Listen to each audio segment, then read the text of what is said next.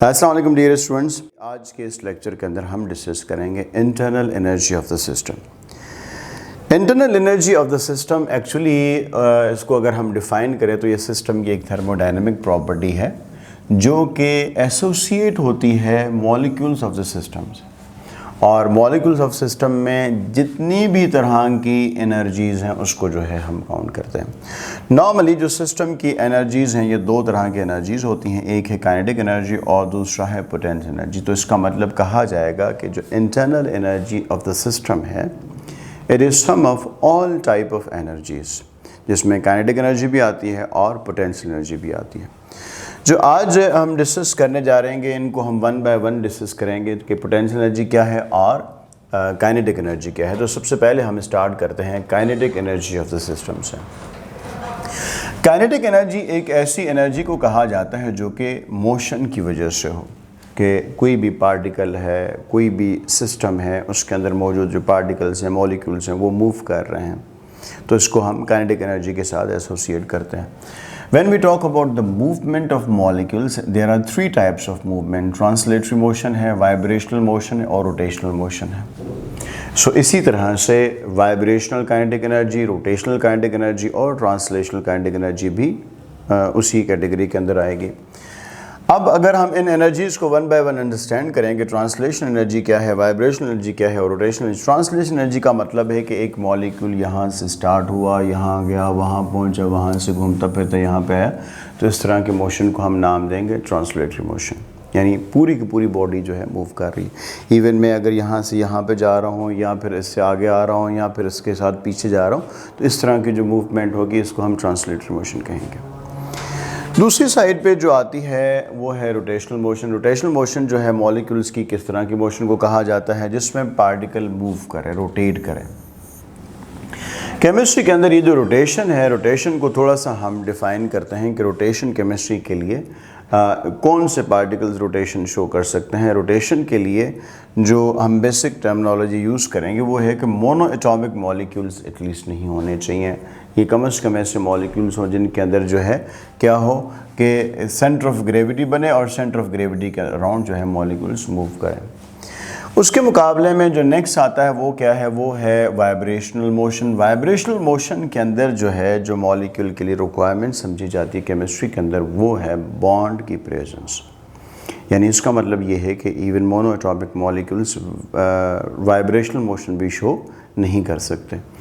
Vibrational motion के लिए कम से कम डाई एटॉमिक मॉलिक्यूल होना चाहिए, जिसकी एग्जांपल हम ले सकते हैं कि हाइड्रोजन का मॉलिक्यूल है। हाइड्रोजन का मॉलिक्यूल वाइब्रेटरी मोशन शो कर सकता है, जबकि जो ट्रांसलेटरी मोशन है उसके लिए कम से कम 3 एटम्स का होना ज़रूरी होता है, क्योंकि उसके अंदर सेंटर ऑफ ग्रेविटी एक एटम का होना ज़रूरी है। बॉन्ड कभी भी सेंटर ऑफ ग्रेविटी नहीं हो सकता।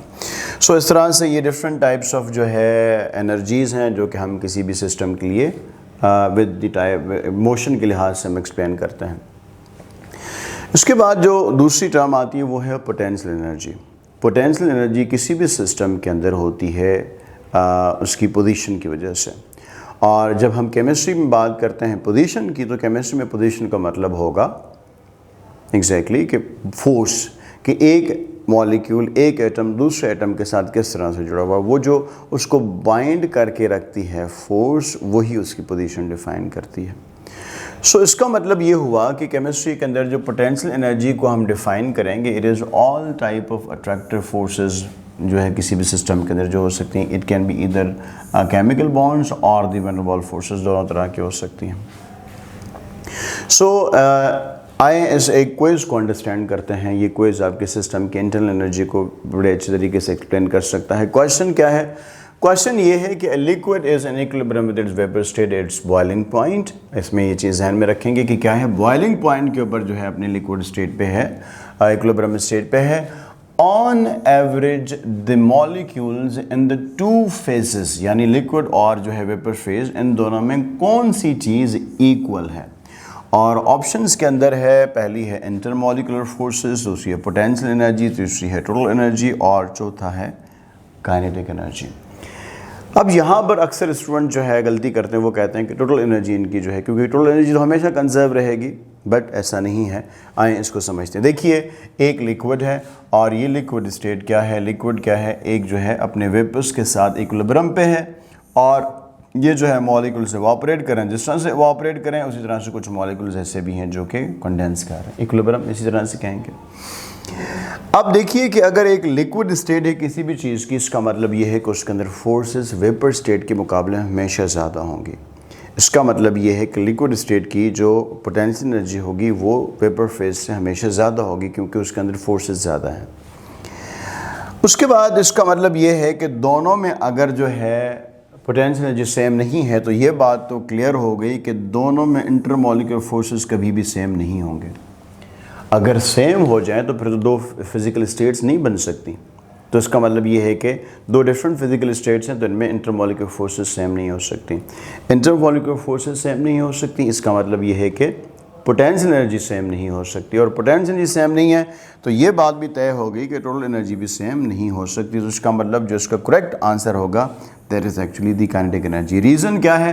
रीज़न ये है कि इक्विलिब्रियम है और अपने बॉइलिंग पॉइंट पे टेम्परेचर हमेशा कांस्टेंट होता है। मिसाल के तौर पे अगर ये वाटर है तो 100 डिग्री सेंटीग्रेड पे इसका जो है टेम्परेचर कांस्टेंट है और 100 डिग्री सेंटीग्रेड के ऊपर जो है वाटर के जो है जो मॉलिक्यूल्स हैं जिस तरह से इवापोरेट करें उसी तरह से वापस भी आ रहे हैं। तो इसीलिए हम इसको जो है कहेंगे कि यहाँ पर जो है इक्विलिब्रियम भी है और दोनों में on average kinetic energy same होगी। तो आज का लेक्चर यहीं पे हम वाइंड अप करते हैं। नेक्स्ट लेक्चर में इंशाल्लाह हम फर्स्ट लॉ ऑफ थर्मोडायनेमिक्स और बाकी जो बेसिक पैरामीटर्स उनको इंशाल्लाह डिस्कस करेंगे। Thank you so much. अल्लाह हाफ़िज़।